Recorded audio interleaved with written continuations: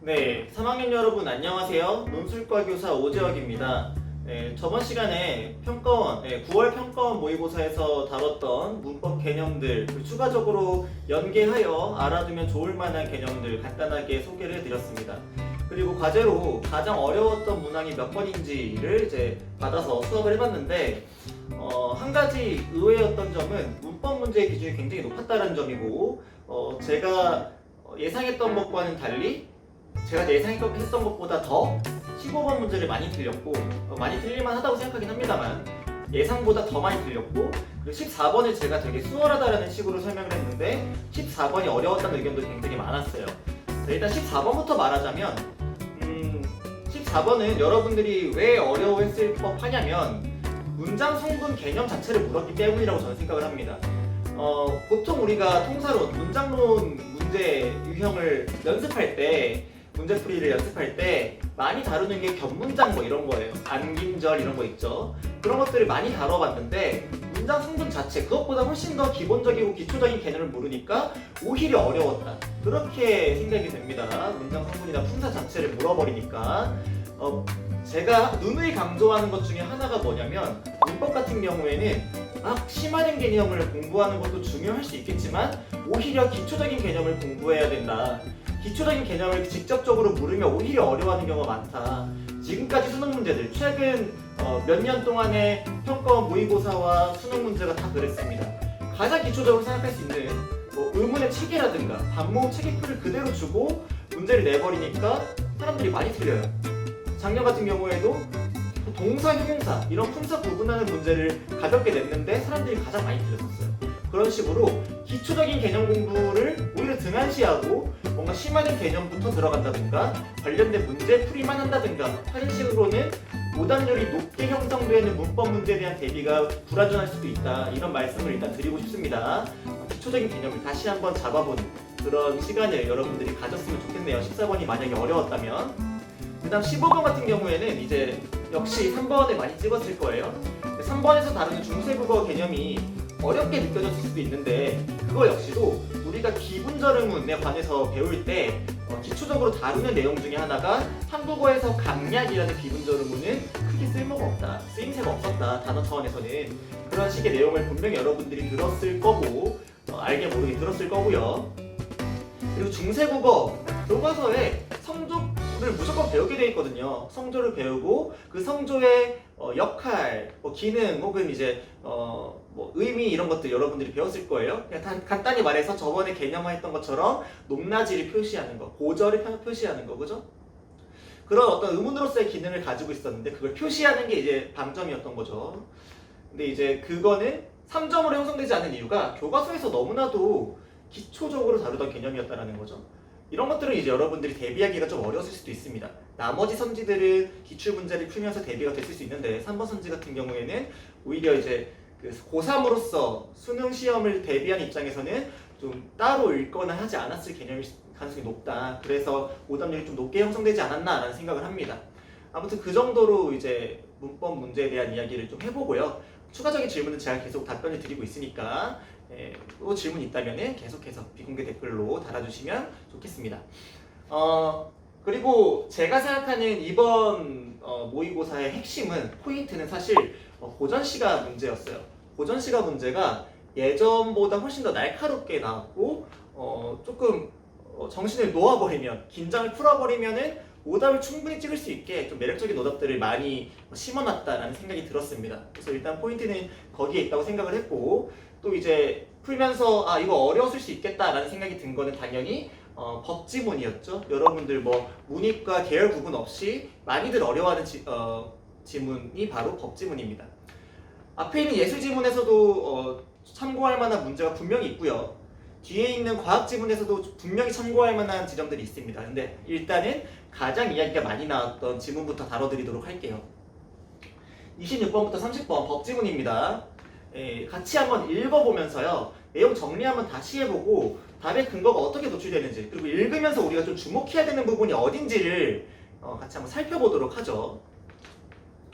자, 일단 좀 잘 안 보이죠? 근데 제가 말로 읽으면서 할 테니까 이게 어떤 학교의 어떤 물리적인 제약, 한계이기 때문에 좀 양해를 해주시고, 일단 같이 한번 쭉 읽어보면서 여러분들과 이 문제를 지문을 같이 한번 이해해보고 이해할 수 있는 만큼 이해해보고 문제를 한번 같이 풀어보도록 하겠습니다.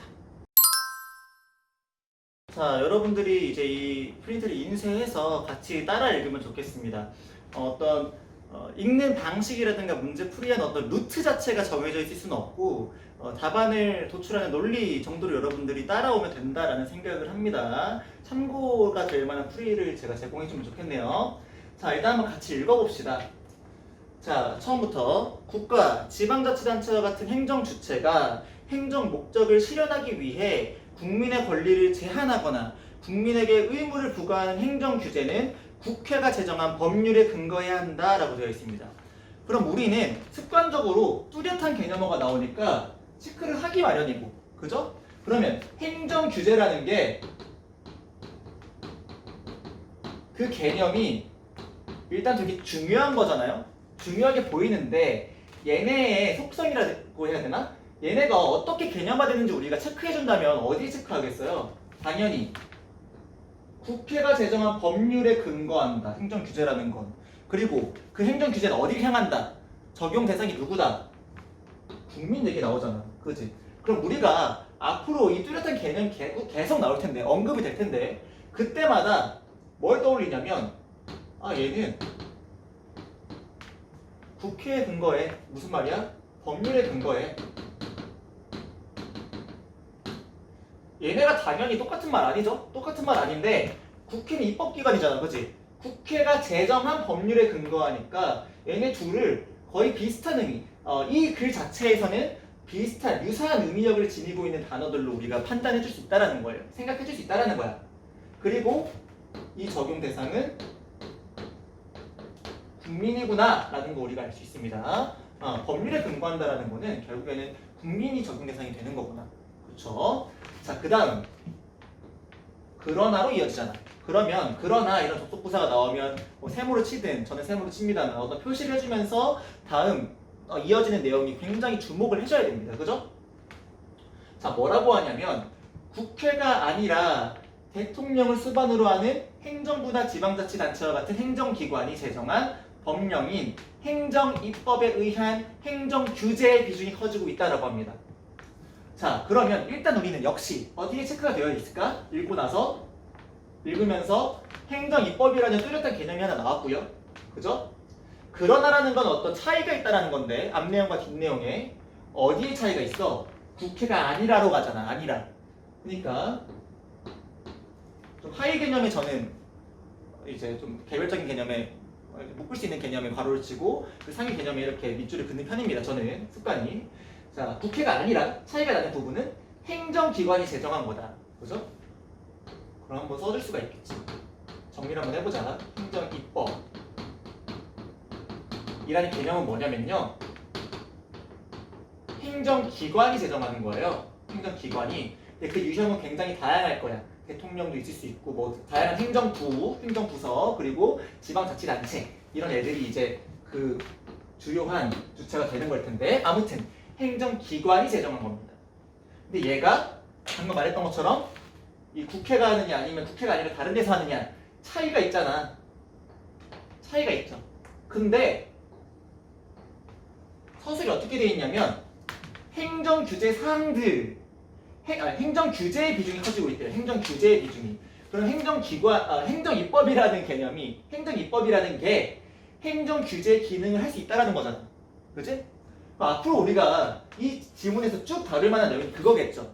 행정규제 자체를 계속 파고든다기보다는 행정규제의 개념을 아는 상태에서 행정입법이라는 게 행정규제의 기능을 어떻게 할 수 있는가, 거기에 대해서 쭉 이야기가 풀릴 거란 말이야. 그치? 그죠? 자, 쭉쭉 읽어줍니다. 드론과 관련된 행정규제 사항들처럼 첨단 기술과 관련, 조금 더 상위 개념을 제가 한 번 더 상위어에 체크해줍니다. 첨단 기술과 관련되거나 혹은 상황 변화에 즉각적으로 대처해야 돼. 혹은 개별적 상황을 고려해야 돼. 이러한 대표적으로 한 3가지 정도의 경우에 규제를 달리해야 하는 행정규제 사항들이 늘어나고 있기 때문에 행정규제가 아닌 행정입법을 통해서 행정규제를 한다라는 겁니다.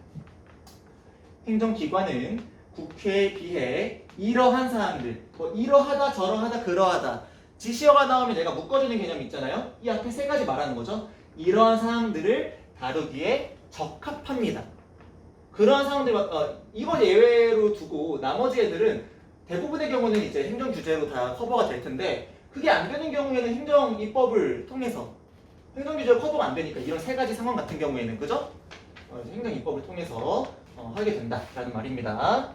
자, 그러면 이제 마지막 언급 자체가 행정 입법으로 갔기 때문에 맞물리듯이 다음 문단은 행정 입법에 관한 내용이 나올 겁니다. 그 부분을 같이 한번 읽어보자.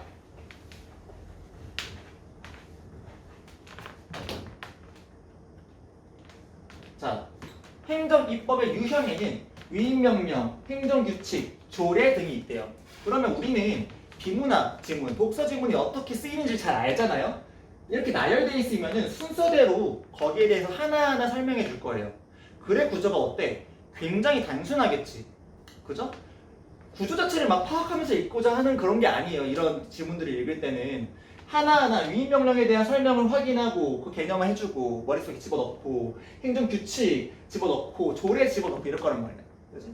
그러니까 연속된 문장들이 어떤 의미를 가지고 있는지 그리고 우리가 계속 이 앞에서 언급되었던 1문단에서 언급되었던 그 개념들을 자꾸 염두에 두면서 읽을 수 있는지 그러한 능력이 중요해지는 겁니다. 자, 한번 읽어볼게.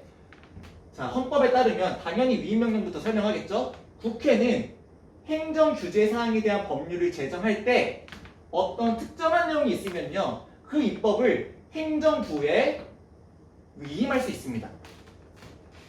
이에 따라 제정된 행정입법을 뭐라고 하냐면 위임명령이라고 한다고. 자, 행정입법의 하나의 유형 위임명령 나왔죠? 어렵지 않죠? 위임명령이라는 게 있다. 그죠? 얘는 누가 한다고? 행정부가 한다고. 그죠? 행정부가 한다고. 그죠? 국회한테 위임을 받아가지고요. 그죠? 자, 계속 읽어보자. 재정 주체가 갈려요. 다양해 대통령, 총리, 부 이런 데서 할 수 있어요. 그죠? 이런 거 우리 달달 외우면서 읽습니까? 아니죠? 실실 읽어줘도 괜찮죠? 이런 거는 다 인상이 남는다고. 자, 이들은 모두 국민에게 적용되기 때문에 당연히 국민에게 적용돼야죠. 왜? 아까 말했잖아. 국회에서 위임받았다니까? 국회 어떤 입법 자체를 위임받았다니까? 국회한테 위임받은 거예요. 그러니까 당연히 국민에게 적용이 될 수밖에 없어요. 그죠? 국회로부터 어떤 그냥 대충 적을게요. 뭐 입법 위임받았다. 그러면 국민에게 적용된다는 뜻일 텐데, 국민에게 적용된다는 뜻일 텐데, 그 말은 다시 한번 뭐 어디까지 가냐면 어떠한 절차를 거친다. 아, 오케이. 여기서 어떤 추가적인 정보. 국민에게 적용된다라는 거는 무조건적으로 뭐해? 절차를 거치는 거구나. 절차를 거치는 거구나. 알 수 있죠? 이 문장 자체가 그렇잖아. 국민에게 적용되기 때문에 이게 이유예요. 국민에게 적용되는 탓으로 그 까닭 때문에 어떠한 이미 절차를 거치게 된다고요. 절차를 거친다. 자, 계속 읽어봅시다. 위임명령은 입법부인 국회가 자신의 권한의 일부를 행정부에 맡겼기 때문에 정당화될 수 있다. 이거 자체가 정당화예요. 정당화. 국회가 정당해졌다라는 말은 다시 말하자면 법률에 근거하고 있다는 말이야. 계속 읽어볼까? 그래서 특정한 행정규제의 근거 법률, 당연히 근거 법률이라는 말이 나올 수밖에 없는 거예요. 똑같은 말이잖아. 표현만 좀 다를 뿐이지 거의 같은 말이라고요. 위임 명령으로 제정할 사항에 범위를 정하지 않은 채, 그러니까 이 법률 자체가 범위가 되는 거잖아. 근거 법률 자체가 위임 명령의 범위가 되는 거잖아요. 그죠? 이 범위 안에서 놀면 된다고요. 근데 그걸 하지 않은 채 위임하는 포괄적 위임이라는 개념은 헌법상 상권 분립 원칙에 저촉된다, 뭐 위배된다, 상충한다, 뭐 이런 말 하는 거겠죠. 안 된다라는 거예요. 아무튼. 자, 다시 한번 정리해 볼까? 같은 말 계속해줬죠. 국회한테 입법 위임 받았어. 그 말은 곧 국회로부터 정당화된 거야. 그 말은 곧 근거 법률이 있다라는 거야. 근거 법률 자체가 위임 명령의 범위가 될 수밖에 없어. 여기서 내려온 거니까, 그지? 법률 자체가 이 범위가 될 수밖에 없는데 그것과 전혀 상반되는 어떤 개념이 있어요? 포괄적 위임이라는 개념이 있다고요. 얘는 뭔데? 당연히 범위가 없다라는 거잖아. 그죠? 범위를 정하지 않은 채라고 그랬잖아. 범위 X. 그죠? 범위를 정하지 않은 채 위임하는 포괄적 위임은 안 된다라고 말한 겁니다. 그래서 읽어볼게. 위임된 행정규제사항의 대강을 위임 근거 법률의 내용으로부터 예측할 수 있어야 된다는 것이다. 다 아는 거잖아요. 무슨 말이야? 근거 법률이 있고 그 범위 내에서 위임 명령 자체가 이루어지는 거잖아. 그죠? 그러면 이 근거 법률의 내용으로부터 여기 안에서 노니까 대강의 위임 명령의 사항을 알 수 있어야 된다는 말이잖아요. 이걸 읽으면 대충 여기에 대해서 어떤 말을 하겠구나가 떠오른다고, 알 수 있다고, 짐작이 된다고요. 그런 말을 예측한다고 말한 거죠. 무슨 예측이라는 말 자체가 무슨 미래를 전망하거나 이런 식으로 여러분들이 생각할 때가 많은데 오해라는 거지. 그렇게 쓸 때가 실제로 많긴 하지만 예측하다라는 말이 예를 들어 여기를 뭐 전망하다 이런 식으로 바꿔봐요. 말이 전혀 안 된다고. 그냥 알 수 있어야 된다. 이 문맥에 따라서 이 예측하다의 그 단어 뜻을 다시 상기해 봐야 되는 겁니다. 아무튼 이건 이제 읽으면서 여러분들이 그렇게 읽어요. 잘 읽는데 나중에 30번 문제로 보게 되면 단어를 따로 본다고 여러분들이. 따로 보다 보면은 자꾸 실수하게 되고 잘못된 정답을 고를 확률이 생긴다는 거예요. 이따 문제 풀 때 다시 한번 말하자. 아무튼 자, 다만 행정 규제 사항의 첨단 기술 관련성이 클수록 위임 근거 법률이 위임할 수 있는 사항의 범위가 넓어진다. 첨단 기술 관련되면요 플러스 알파 어떤 정보까지 줬냐면 범위가 넓어지는 경우까지 줬어요. 이 정도에서 개념을 해줬다고 지금. 한편 위임 명령이 법률로부터 위임받은 범위를 벗어나서 제정되거나 위임 근거 법률이 사용한 어구의 의미를 확대하거나 축소해서 제정되어서는 안 된다. 자, 범위를 정해줬는데 이 전제는 그거죠. 정해줬는데 그 범위를 벗어나면 안 돼. 벗어나면 안 되고 그리고 그 어구의 의미도 그대로 가져야 돼. 자, 플러스 알파로 근거 법률이 있을 때 이 범위를 법률이 있을 때 범위를 지키자. 뭐 이렇게 대충 쓸게요. 그리고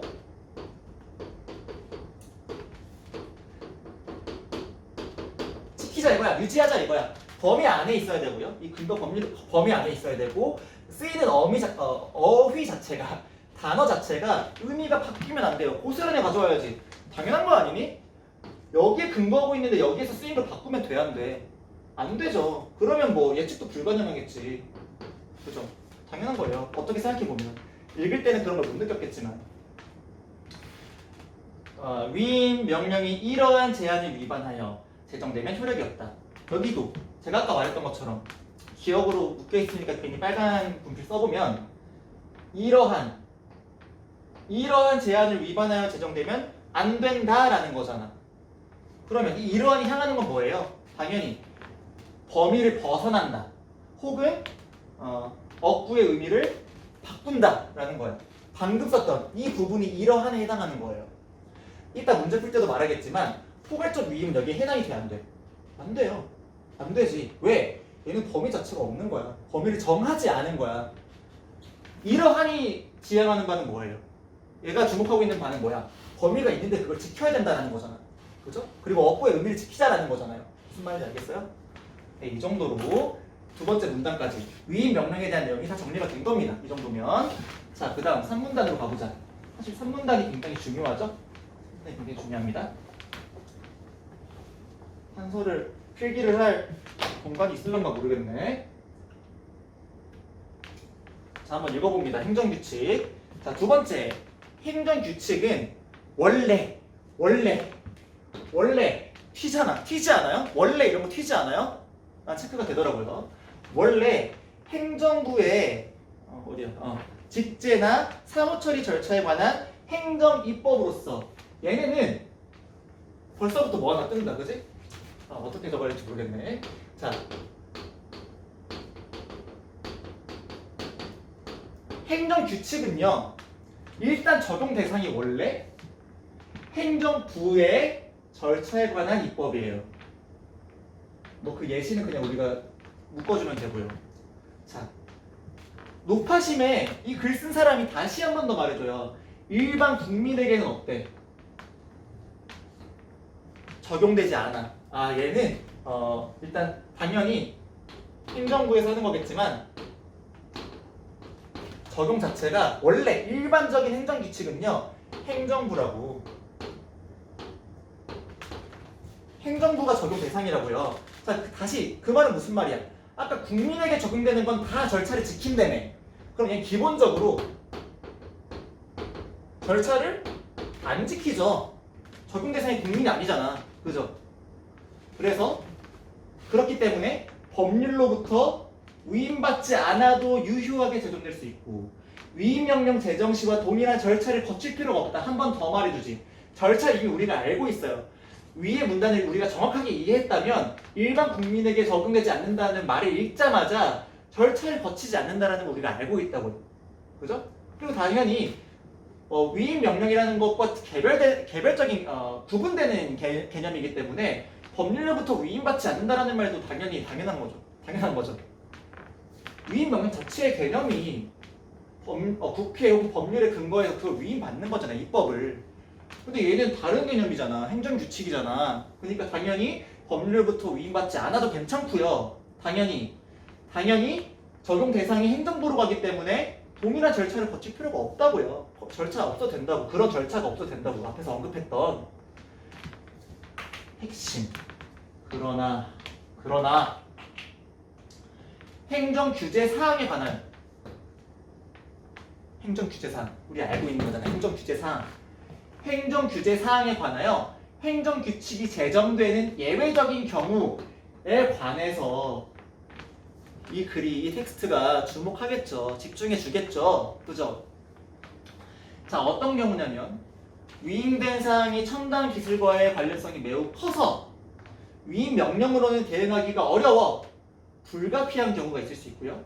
위임 근거 법률이 행정입법의 제정 주체만 지정하고 그런 경우에 제정 주체만 지정하고 행정입법의 유형을 지정하지 않았다면 위임된 사항이 고시나 얘기로 지정될 수 있다. 너무 안 보이네, 글자가. 아무튼 자, 저 같은 경우에는 이렇게 바로 조건이 나오잖아. 경우도 있다. 어떤 경우냐면 하고 말해주잖아요. 저는 그 경우에다가 이렇게 꺽쇠 같은 거 해주는 편이에요, 개인적으로. 자연스럽게 문장이 그렇게 이어질 거 아니야, 그지? 자, 다시 한번 읽어볼게. 위임된 사항이 첨단 기술과의 관련성이 매우 커서 위임 명령 자체로는 도저히 아무리 범위를 넓혀도 대응하기가 어려워요. 그런 경우에 위임 근거 법률이 제정 주체는 지정해줬어.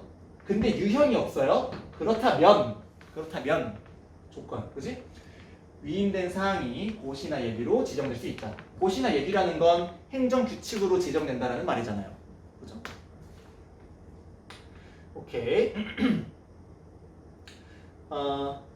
위임된 사항이 고시나 예비로 지정될 수 있다. 이런 경우에 행정규칙은 위임 명령과 달리, 자, 여러분들 제가 항상 말하는 거 있죠. 무슨 달리 이런 말 나오면 주목해줄 수밖에 없다고. 뭔가 비교해주고 대조되고 하는 부분들이 나오면 우리는 주목해줄 수밖에 없다고요. 행정규칙과 위임명령과의 차이점을 말해주잖아. 사실 이 말 없어도 됩니다. 사실 없어도 돼요. 왜? 이미 우리 알고 있어. 일반적인 경우에 절차 지키지 않아요. 행정부를 향하니까. 근데 방금 말해준 내용을 적용해보자면 보이나? 그러나 뭐라고 하냐면 국민에게 적용되는 경우가 있다고. 그죠?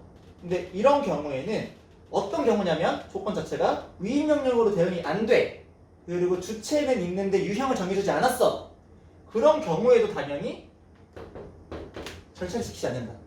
자, 예외적인 경우가 있지만 행정규칙이 일반적인 경우를 따른다는 겁니다. 절차를 안 지키는 거는. 그죠?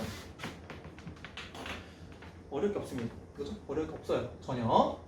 자, 조례 한번 읽어봅니다. 조례는 지방의회가 제정하는 행정입법으로 지역의 특수성을 반영하여 제정되고 지역에서 발생하는 사안에 대해 적용된다.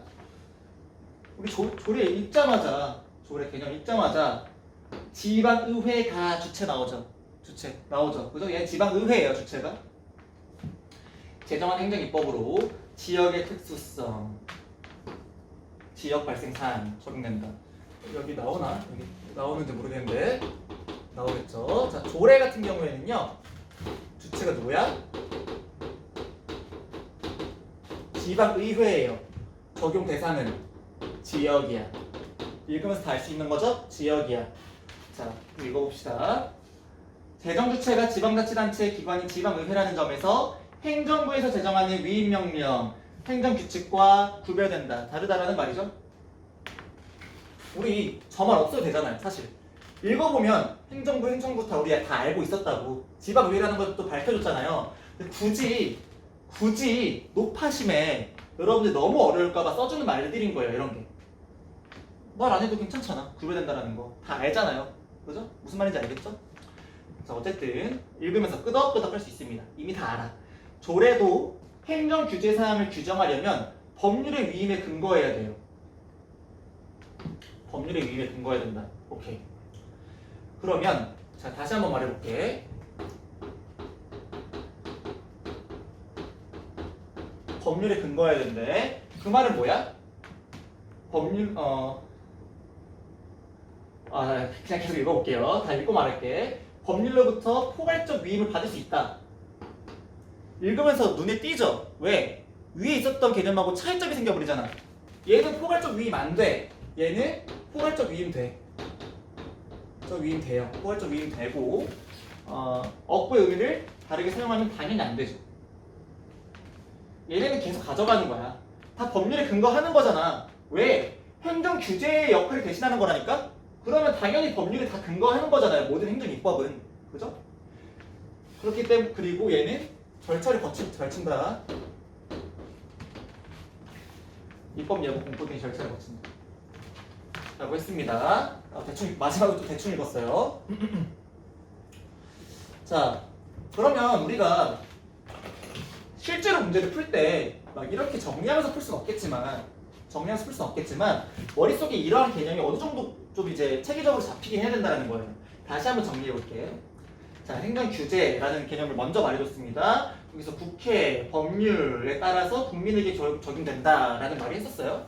행정입법은 행정규제와 다른 것이야. 왜? 일단 행정기관에서 진행하는 거예요. 행정기관에서 진행하는 건데 얘네가 행정규제의 역할을 해줄 때가 있대. 그죠? 해줄 때가 있대. 그 가지수가 뭐가 있냐면 위임명령, 행정규칙, 조례가 있었다. 위임은 행정부에서 하는 거고 국회로부터 정당화되는 거고 국민을 향하기 때문에 절차를 거친다. 법률로서 범위가 정해지고 범위가 넓어지는 경우도 있었고요. 범위는 당연히 지켜야 되는 거고 거기서 사용되는 억부의 의미도 당연히 지켜야 돼. 그죠? 근거 자체가 법률인데 근거를 어기면 어떡해요? 본질을 흐리면 어떡해? 안 되는 거죠. 그리고 포괄적 위임은 안 된다라고 했고요. 행정규칙은 일반적으로는 행정규제랑은 상관이 없어요. 일반적으로는 행정부에서 행정부에 관련된 이야기를 하는 건데 그러니까 절차가 필요가 없지. 국민을 향하는 게 아니니까. 근데 국민에게 적용되는 예외적인 경우도 있다라고 했습니다. 절차는 지키지 않는다. 원래 애초에 행정규칙 자체는 그런 절차를 지키는 게 아니기 때문에 국민에게 적용된다 하더라도 지키지 않는다. 조례 같은 경우에는 지방의회라는 주체로서의 어떤 차이점이 있었죠? 차별점이 있었고 지역을 향한다. 지역의 사는 국민을 향하는 거야. 법률에 근거한다는 건 너무 당연한 말이고 절차를 지키는 게 특징이었고 포괄적 위임도 허용한다라는 게 특징이었어요. 그렇죠? 여기까지 읽어주면 될 것 같습니다. 읽어보니까 어때요? 괜찮지 않나요? 생각보다 괜찮지 않나요? 구조 자체를 우리가 막 파악해야 된다, 그래 구조 독해해야 된다 이런 말을 하는 사람들이 있는데 이런 글을 읽으면은 구조라는 건 자연스럽게 나중에 이제 머릿속에 보이는 거고 그려지는 거고 그 안에 있는 내용들의 특징들, 또 차이점들 마치 머릿속에서 뭐 그리듯이 표를 그리듯이 위임명령, 행정규칙, 조례 이런 것들의 특성들을 입력하듯이 이렇게 좀 기억해둔 다음에 걔네들이 비교할 수 있는 지점들이 분명히 있었다. 읽으면서 뚜렷했다. 그죠? 자, 26번부터 한번 볼게요. 자, 1번 행정입법에 속하는 법령들은 재정주체가 동일하다. 자, 1번 솔직히 1번은 바로 넘겨야 돼요. 1번은 걸러내야 돼. 기억이 나야 돼. 왜? 가장 마지막에 읽었던 내용이 지방의회라는 말이었잖아요. 이 글쓴이 자체가 높아심에 주체가 지방의회라는 점에서 나머지 애들하고 구별된다라고까지 말해줬잖아. 1번은 기억이 나야 돼요. 바로 넘겨야 돼. 1번. 지문으로 돌아가지 않고 바로 X. 적절하지 않다. 일치하지 않는다. 2번. 행정입법에 속하는 법령들은 모두 개별적 상황과 지역의 특수성을 반영한다. 이것도 사실 바로 넘겨야 돼요. 왜? 일단 인상 자체가 그렇게 안 남았을 수도 있어. 첫 번째 가능성은 여러분들이 읽을 때 얘네들이 계속 뭐 지역의 특수성을 얘기한 건 마지막밖에 없었고요. 뭐 개별적 상황을 자꾸만 강조한다거나 그러지 않았기 때문에 그냥 느낌으로 걸을 수도 있고요. 가장 정확한 풀이는 1문단에서 이미 말해줬단 말이야. 1문단에서 뭐라고 하냐면 첨단 기술과 관련되거나 혹은 관련되고가 아니야. 관련되거나 문장 자체를 잘 읽으라고. 되거나 즉각 대처해야 되거나 혹은 그죠? 문장 자체 잘 읽자고 뭐뭐 해야 되는 경우라고 했기 때문에 얘네는 개별적 상황이거나 지역의 특수성을 반영하거나 이렇게 되는 거죠. 그죠? 2번은 잘못 쓰인 문장이죠. 그러니까 일치하지 않는다. 3번 행정입법에 속하는 법령들은 모두 정당성을 확보하기 위하여 국회 위임에 근거한다 라고 했습니다. 자, 3번 같은 경우에 여러분들이 헷갈렸을 수 있습니다. 왜? 뭔가 법 자체에, 법률 자체에 근거하는 거 맞잖아. 근데 여기서 뭐라 그러냐면 행정입법에 속하는 법령들은 모두라고 했어. 그럼 이 세 가지를 말해주는 거죠. 위임명령과 행정규칙과 조례를 말해주는 거잖아요. 그죠? 근데 이 중에 행정규칙 같은 경우에는 두 개로 나뉘었다고. 일반적인 경우랑 예외적인 경우로 나뉘었다고요. 그죠? 그거 우리가 구분한다면 3번을 버릴 수가 있죠. 자, 예외적인 경우 같은 경우에는 당연히 행정규제의 역할을 대신하는 거기 때문에 법률에 근거한다, 국회에 근거한다라고 말해줄 수도 있어요. 그죠? 그럴 여지가 있어. 근거해야 된다라고 말해야 되는 거죠. 근데 일반적인 경우, 행정규칙은 이런 것과 상관이 없었잖아요. 그렇기 때문에 3번은 부적절하다, 일치하지 않는다로 가주는 겁니다. 그죠? 4번. 행정규제사항에 적용되는 행정입법은 모두 포괄적 위임이 금지되어 있다. 이것도 기억에 놔야 돼. 왜? 너무 튀었잖아. 포괄적 위임이라는 그 키워드 자체가 반복이 되면서 하나는 된다, 하나는 안 된다 이런 얘기가 나왔기 때문에 자연스럽게 4번도 걸러내야 됩니다. 제가 생각하기에는 3번 선택지가 조금 어렵지 않았을까라는 생각은 듭니다. 자, 5번. 행정부가 국회보다 신속히 대응할 수 있는 행정규제 사항은 그런 행정규제 사항이라면 행정입법의 대상으로 적합하다. 확실한 정답이지? 정답 근거 어디에 있어? 1문단에 있어요. 1문단에. 말하자면 2번과 5번이 짝지어지는 그런 선택지라고 생각해주면 돼요.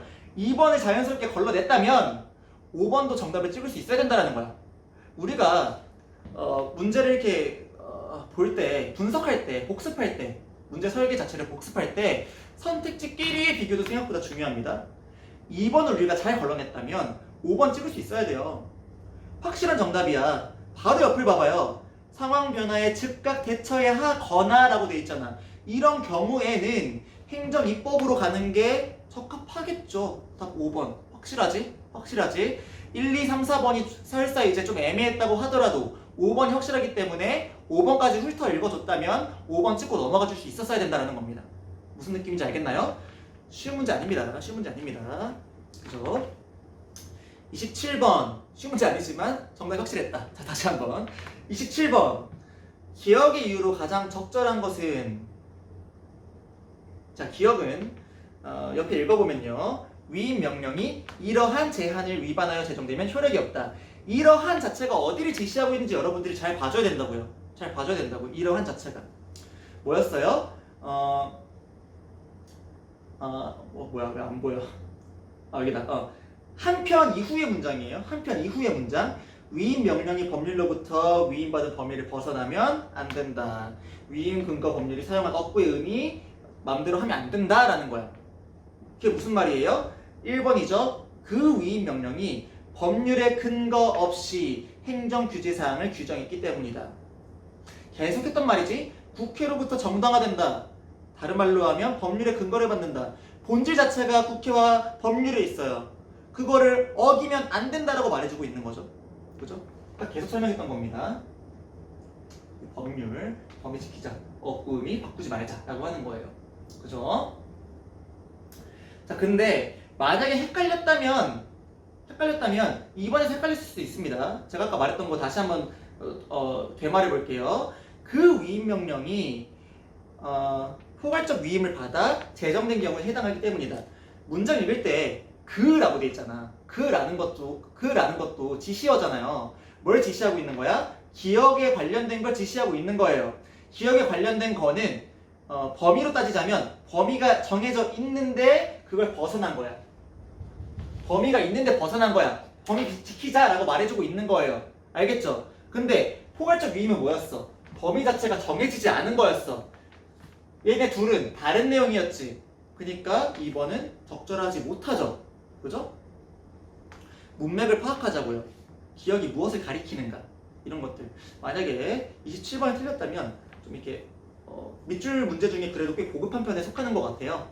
그죠? 이게 어떤 것을 가리키는지, 어떤 것이 지시하는지 정확하게 판단할 수가 있어야 된다는 겁니다. 자, 그 다음 3번. 이것도 여러분들이 뭐 어쩌면 헷갈렸을지도 모릅니다. 그 위임 명령이 첨단 기술에 대한 내용을 정확하게 반영하지 못했다. 자, 이거는 제가 그냥 간단하게 말할게요. 이거는 접속부사로 따지자면요.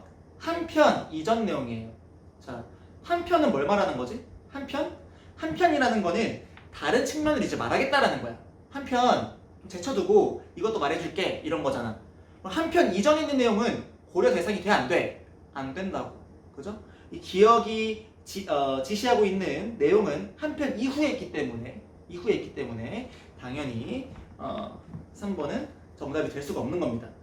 4번, 5번은 뭐라 할지 모르겠어요. 그냥 이렇게 자연스럽게 넘겼으면 될 것 같은데 만약에 4번이나 5번을 찍어가지고 이거 헷갈렸던 사람이 있다면 저한테 이제 댓글로 달아주시면 제가 설명해드리겠습니다. 별로 중요한 선지는 아니라는 생각이 듭니다. 이거 분석하는 데 있어서. 자, 28번 행정규칙에 관한 설명 중 적절하지 않은 것은. 자, 이것도 항상 이런 식으로 돼요. 좀 구분이 된다라는 거야. 행정규칙에 관한 설명 적절하지 않은 것인데 행정규칙은 아까 제가 읽으면서 자연스럽게 구분이 됐던 것처럼 분류가 됐던 것처럼 그러니까 일반적인 경우 있었고 예외적인 경우가 있었잖아요. 그걸 나눠준 거예요. 1번, 2번은 행정부의 직제나 사무처리 절차를 규정하는 경우, 행정부 자체를 향하는 경우, 적용 대상이 행정부인 경우 일반적인 경우라는 거죠. 3번, 4번, 5번은 행정 규제 사항을 규정하는 경우, 예외적인 경우였잖아요. 예외적인 경우. 그죠? 여러분들 생각해 줄 수 있죠? 1번. 일반적인 경우에는 법률에 위임하고 상관없죠? 그죠? 2번. 일반적인 경우에는 일반 국민에게 적용될 필요가 없죠? 행정부를 향하죠? 1, 2번 바로 지었어야 돼요. 1, 2번은 바로 지었어야 돼요. 3, 4, 5번에서 이제 보통 이런 경우에 예외적인 부분, 이 글에서 주목하고 있는 부분이 3, 4, 5번이기 때문에 예외적인 부분이기 때문에 행정 규제와 관련된 여기서 정답이 도출되기 마련인데 읽어봅시다. 예외적인 경우에는 위임 명령의 제정 절차를 따르지 않는다. 너무 중요한 내용이었죠? 그죠? 4번 예외적인 경우 위임 근거 법률의 위임을 받은 제정 주체에 의해 개정된다. 자, 법률의 위임을 받는다라는 거는 아까 제가 계속해서 말했지만 행정 규제의 역할을 한다면 당연한 거라고요. 이걸 계속 염두에 두고 읽었어야 된다고. 그죠? 염두에 두고 읽었어야 된다고. 그죠? 그러한 제정 주체에 의해 제정된다. 당연한 말 같기도 하고요. 앞으로 가가지고 2차적으로 지문으로 돌아가서 확실하게 읽어줄 수도 있는 사항입니다. 5번 행정 규제사항을 규정하는 경우, 역시 예외적인 경우 위임 근거 법률로부터 위임받을 수 있는 사항의 범위가 위임 명령과 같다라고 했습니다.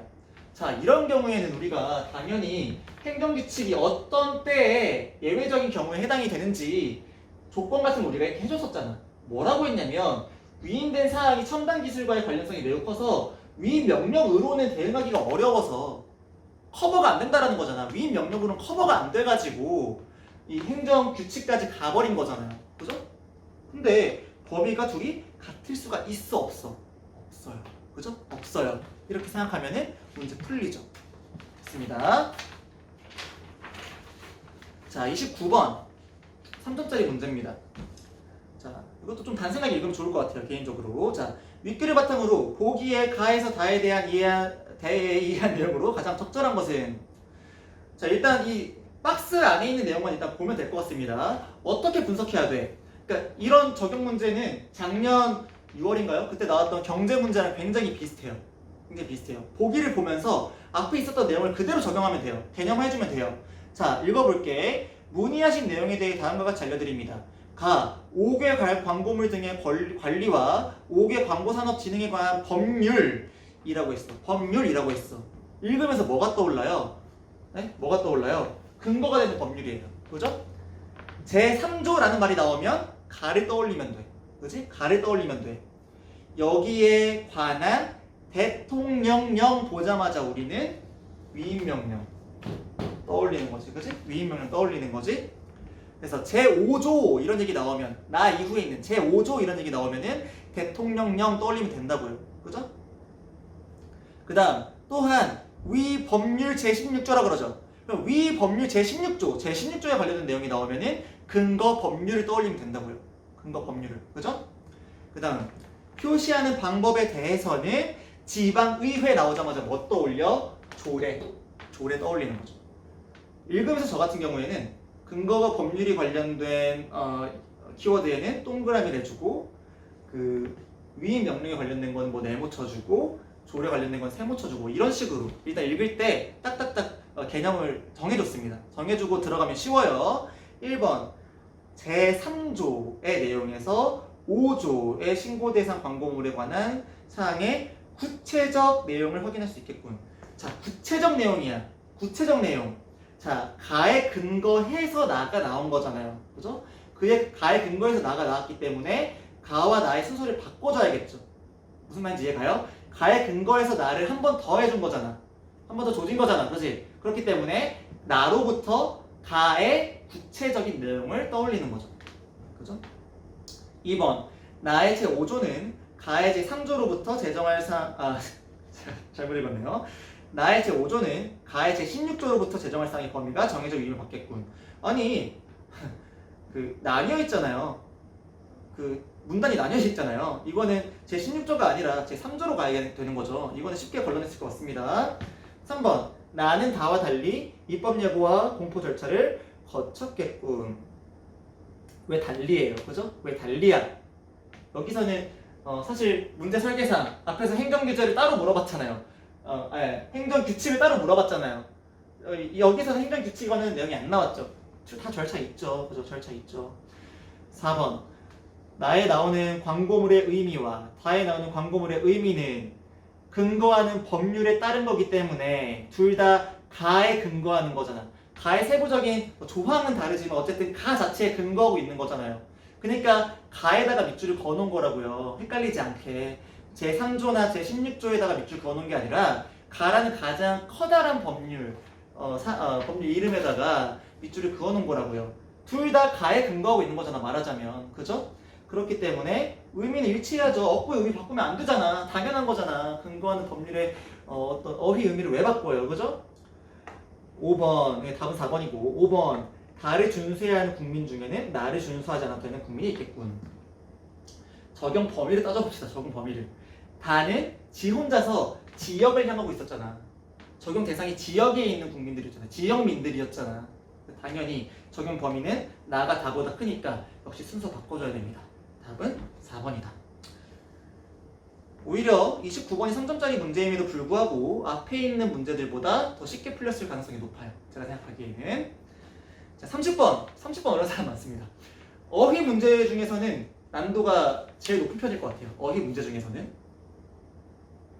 자, 제가 먼저 말하자면 1, 2, 4번은 일단 그 비교하는 단어와 놓고 봤을 때 의미가 조금 더 폭이 넓어요. 의미 폭이 넓어요. 좀 더 광범위해요. 1번 나타내다와 실현하다입니다. 실현한다라는 건 무언가를 이룬다라는 의미를 가지고 있죠. 자기소개서 같은 거 쓸 때 많이 쓰이는 단어예요. 무엇을 실현하기 위해 이렇게 쓰죠. 실현하는 것도 어떻게 나타낸다라는 의미를 가지고 있긴 하지만 조금 더 구체적이지. 이룬다라는 느낌이 추가되는 거죠. 그렇죠? 그러니까 안 되는 거고요. 2번 드러내다, 반영하다. 반영한다라는 거는 그냥 드러낸다라기보다는 어떤 적용한다라는 뉘앙스가 추가되는 거죠. 그러니까 달라요. 비슷하지만 되게 다르다고. 쓰이는 문맥 자체가 훨씬 더 협소하죠. 비교되는 단어 자체가 A, B 자체가. 그 다음 3번 이건 이제 예측. 아까 말했던 거 생각하면 됩니다. 예측의 문맥을 확인해 보면 근거 법률로부터 대강의 내용을 알 수 있어야 된다는 거야. 알 수 있어야 된다. 짐작할 수 있어야 된다. 정확하게 딱 알진 못하지만 대충은 알 수 있어야 된다는 말이잖아요. 그래서 알다, 둘 다 알다로 대치가 돼요. 헤아리다, 예측하다, 예측의 문맥에 따라 알다로 확인됩니다. 이거는 그냥 보통 쉽게 나오면 어휘 문제가 단어끼리만 봐도 나와요. 1, 2번처럼. 근데 3번은 예측하다와 헤아리다를 놓고 보면은 되게 달라 보이는데 문맥상이라는 말이 되게 중요한 거야. 발문에서 문맥상, 문맥을 고려를 꼭 해달라는 거예요. 그러니까 어떻게 풀어야 되냐면 C를 다른 단어로 바꿔보는 거야. 바꿔보면 알다, 짐작하다 이런 게 나올 수밖에 없거든요. 그것과 헤아리다가 같다라는 거예요. 그죠? 그렇기 때문에 유사하다라는 거예요. 그렇기 때문에 적절한 건 3번으로 가는 겁니다. 4번 마주하다, 대응하다. 대응하는 것도 당연히 대자가 쓰였기 때문에 뭔가 마주하는 느낌이 있지만 플러스 알파가 있지, 뭔가 맞춰가지고 반응한다라는 말이니까 이런 식으로 1, 2, 4번은 일단 대놓고 뜻 자체가 조금씩 달라요. 좀 더 하나는 뜻이 넓고 하나는 뜻이 좀 좁고 이런 식으로 가는 거죠. 근데 만약에 여러분들이 오답을 찍었다면 5번을 찍었을 확률이 높습니다. 구별된다, 달라진다. 굉장히 비슷해 보이죠? 근데 여러분 이렇게 생각해야 돼요. 구별된다라는 건요, 말하자면 다르다라는 형용사예요. 다르다, 뭐와 뭐가 다르다라고 얘기하는 거야. 어떤 느낌이야? 이렇게 아예 다르다고 이렇게 딱 구별이 된다고요. A와 B는 구별돼. A와 B는 달라라고 말하는 거야. 달라지는 건 뭐야? 이런 느낌인 거야. 어떤 동작 혹은 흐름의 의미가 있는 걸 달라진다라는 거는 동사야, 동사. A에서 B로 간다 라는 식으로 얘기하면 달라진다가 되겠지. 근데 이 문맥상 뭐야? 구별된다는 다르다. 얘네 둘은 다르다. 뭐에서 뭘로 달라지는 게 아니라 쭉 흐름이 있는 게 아니라 얘네 둘은 구별된다 라는 느낌인 거잖아요. 그러니까 여러분들이 만약에 30번에 틀렸다면 발문을 지키지 않는 거예요. 안 했던 거예요. 문맥상이라는 것을 여러분들이 고려하지 않은 거예요. 그렇기 때문에 틀렸다면 틀릴 수밖에 없었다. 단어끼리 놓고 보면 예측하다, 헤아리다 너무 달라 보여. 그죠? 너무 달라 보여. 너무 달라 구별돼 보여. 그죠? 너무 달라 보여요. 그죠? 근데 문맥상 따져보면 예측하다를 대체할 수 있는 단어와 헤아리다를 대체할 수 있는 단어가 굉장히 같아진다. 그럼 답은 3번으로 간다. 얘는 가능한 거다. 이렇게 생각하시면 되겠습니다. 자, 풀이가 잘 됐을지 모르겠습니다. 이해가 잘 됐을지 모르겠는데 제가 말씀드린 부분들 잘 참고하면서 다시 한번 글을 읽어보고 잘 풀이를 해줬으면 좋겠다는 생각이 듭니다.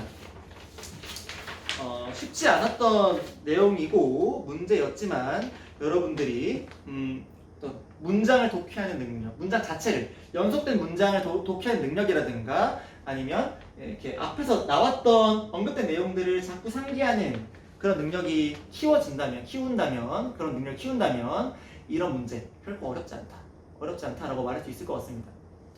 한 가지 강조하고 싶은 거는 예전 언어영역 시절에 비문안, 독서 지문이 이런 식으로 나올 때가 많았어요. 뭐냐면 1문단이 되게 중요해.